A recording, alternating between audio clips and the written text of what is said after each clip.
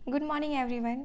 बहुत टाइम से मैं कोई वीडियोस नहीं अपलोड कर रही थी और जब से लेखपाल का पेपर हुआ है तब से काफ़ी लोगों ने कमेंट किया है कि आप अपना स्कोर शेयर करें, आप अपना स्कोर शेयर करें। बहुत ज़्यादा कमेंट आए थे। तो हालांकि मैं 2 दिन से रेगुलर वीडियोस अपलोड कर रही हूँ जिसमें उसमें जो जितने भी क्वेश्चंस पूछे हैं, क्वेश्चंस कम, उसमें जो है लेखपाल के मार्क्स कितना है ये ज़्यादा लोगों ने पूछा है। तो एक बार को मुझे लगा कि फाइनल आंसर की आ जाए, यानी कि ऑब्जेक्शन जो बहुत सारे क्वेश्चन पर ऑब्जेक्शन हुआ है उसका करेक्ट आंसर आ जाए तो मैं फिर आपसे फाइनल चेक करके शेयर करूँगी। बट मैं किसको किसको रिप्लाई करूँ कि ऑब्जेक्शन की के बाद शेयर करूँगी, तो मैंने ये सोचा कि आपसे शेयर कर देती हूँ जितने भी आए हैं। पहले जितने भी वीडियोस जो जितने भी मैं एग्ज़ाम्स देती हूँ, जितने भी मेरे मार्क्स आते हैं या रॉ मार्क्स आते हैं, सब मैं आपसे शेयर करती हूँ। तो लेखपाल का भी मार्क्स मैं आपसे चाहती हूँ कि वो भी शेयर कर दो, ताकि आगे फर्दर कोई पूछे ना कि आपके मार्क्स कितने हैं। देखिए, मेरा एग्ज़ाम जो है, एग्ज़ाम का जो नंबर है वो काफ़ी अच्छा तो नहीं है, but it is okay okay. और फाइनल सिलेक्शन कट ऑफ कितना बनता है ये तो ना हम जानते हैं ना तो आप जानते हैं। वो तो जब आंसर आएगा फाइनल तो ही पता चल पाएगा कट ऑफ कितना गया है। तो देखिए, मैंने जब एग्ज़ाम हॉल में टोटल जो है 96 क्वेश्चंस अटैम्प्ट किए थे, जिसमें से एग्ज़ाम हॉल से निकलते तो मुझे लगा था कि मेरा पेपर बहुत अच्छा गया है। बट होता है कि आई होप, मुझे लगता है कि बहुत लोगों के साथ ऐसा होता होगा कि एग्ज़ाम हॉल में जब आप पेपर दे के निकलते हो तो लगता है कि बहुत अच्छा पेपर गया है, लेकिन जैसे जैसे आप रास्ते से घर पहुँचते हो तो वो बहुत अच्छा से अच्छा हो जाता है। तो सेम मेरे साथ भी वही कंडीशंस हुआ। बहुत सारे मैंने 2-3 क्वेश्चन पे मैंने सिली मिस्टेक्स कर दिए हैं।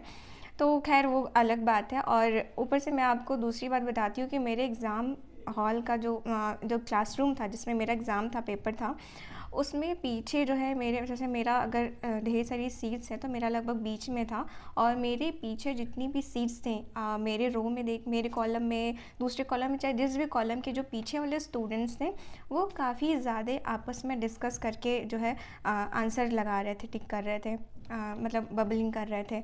और टीचर्स भी ऐसे थे जो कुछ बोल ही नहीं रहे थे, ना कोई स्टूडेंट कोई कुछ बोल रहा था, ना कोई टीचर्स कुछ बोल रहा था। लोग अपना मन मानी का जो है डिस्कस करके कर रहे थे। क्यों ऐसा हो रहा था? क्योंकि इस बार जो है मैंने ये फ़ील किया कि जो बच्चों को बिठाया गया था बेंच पे वो काफ़ी पास-पास थे।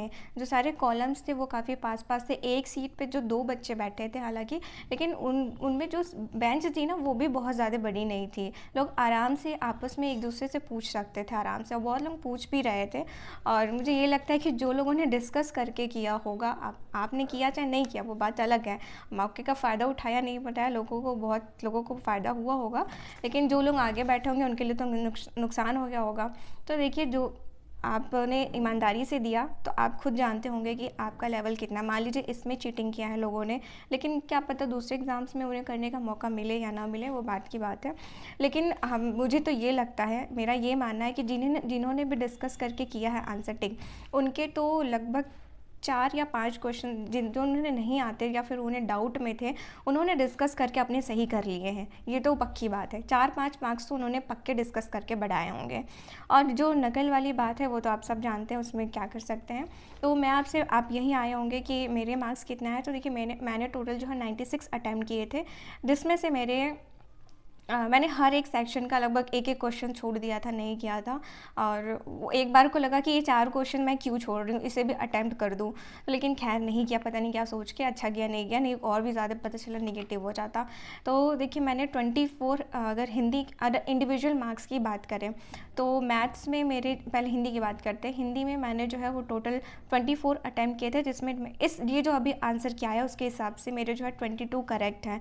और मुझे एक क्वेश्चन है उसमें मुझे थोड़ा डाउट है, वो जो जीवनपति वाला, अरे जीवनपति कह रही हूँ, हाँ, जीवनपति वाला, ये जो क्वेश्चन नंबर 3 था, आपके सेट में दूसरा हो सकता है। तो उसमें जीवनपति वाला में मैंने यमराज लगाया था। मैंने बहुत जगह आंसर की भी देखा था, मतलब बुक में भी देखा था तो यमराज था, लेकिन अब आयोग ने उसका आंसर गलत दिया है। अब देखिए क्या होता है। वैसे अगर उसको हटा दे तो टोटल 22 क्वेश्चन मेरे सही आउट ऑफ 24। अब बात करते हैं मैथ्स के। तो मैथ्स में मैंने जो है मैथ्स में भी मैंने 24 अटैम्प्ट किए थे और एक छोड़ दिया था। और मैथ्स में भी मैंने जो है 22 करेक्ट है, उसमें भी मेरे 2 रॉन्ग हो गए हैं, और 2 रॉन्ग मेरी ही गलती से हुए हैं। मैंने बताया था मैंने कुछ सिली मिस्टेक्स कर दी हैं। अब देखिए, बहुत ऐसा किया है कि ऐसा गलती किया है कि जो आप सोच भी नहीं सकते हैं।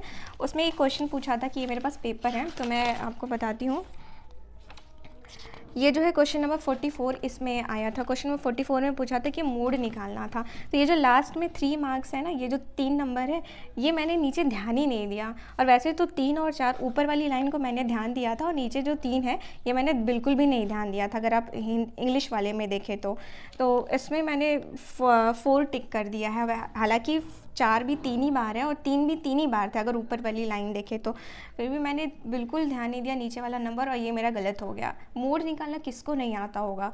और उसके बाद जो है एक और क्वेश्चन मैंने बबलिंग में गलत कर दी थी, मैथ्स में लगाया सही था और उसको फिल करने में गलत कर दिया। 2 मैंने नहीं, तो मैंने 24 में से 24 एग्जैक्ट करेक्ट आते, और एक क्वेश्चन मुझे नहीं आ रहा था तो मैंने नहीं किया।